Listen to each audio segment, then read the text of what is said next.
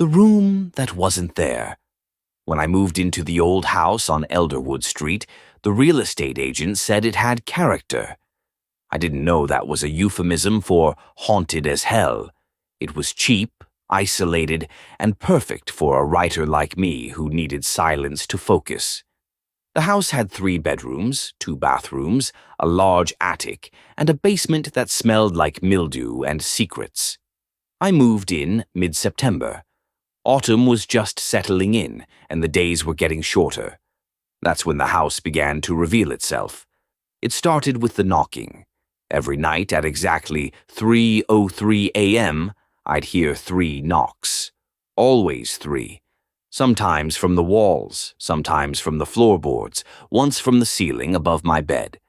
The first few times I thought it was just the house settling. Old wood shifts, right? But then came the footsteps, soft, deliberate. They echoed through the hallway outside my bedroom, even though I lived alone. I'd rush to open the door, but there'd be no one there. Just a chill in the air and the faint scent of mold and dust. I installed cameras. Nothing showed up on the footage, just empty hallways, motionless doors. But the sounds persisted. Then one night I noticed something strange. I was reviewing the floor plan I'd been given, just out of curiosity, and saw something odd. A small room marked between the master bedroom and the guest room. But that didn't make sense. I'd walked those halls 100 times. There was no door, no closet, no sign of any hidden space. I thought maybe it was a mistake in the blueprint. Still, something gnawed at me. The next day, I took a tape measure and measured the length of the hallway. It was 22 feet from wall to wall. But when I measured the bedrooms on either side, the numbers didn't add up. There were 4 feet unaccounted for. A hidden room. I tapped along the wall where it should have been, hollow.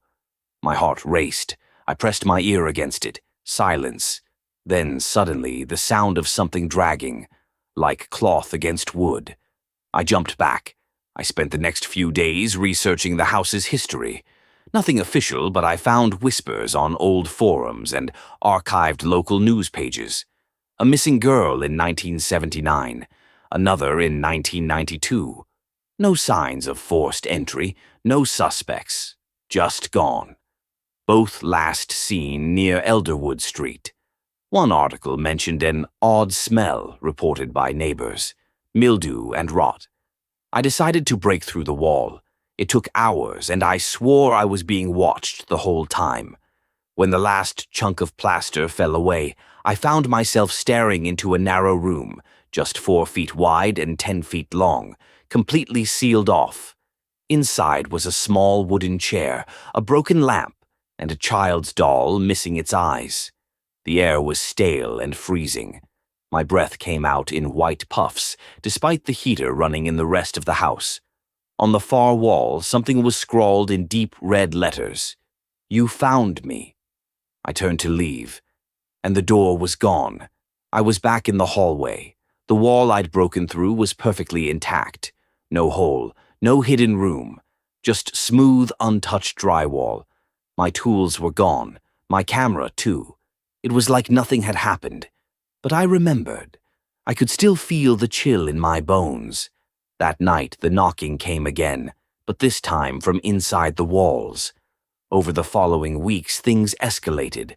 Lights flickered, objects moved on their own. My reflection would lag behind in mirrors, staring longer than it should. The doll appeared on my bed one morning, even though I'd thrown it into the fireplace.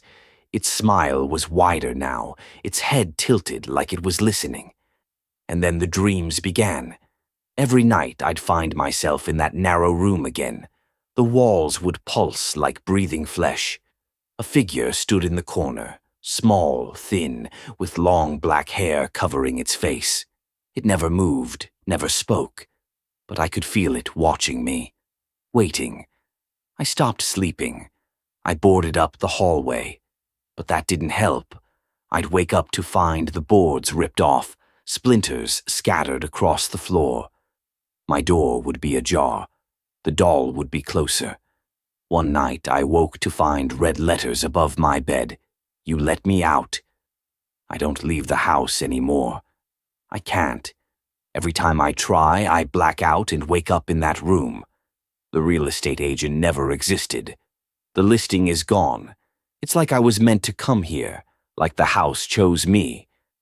I hear scratching behind the walls as I write this. I don't know how much longer I can hold out.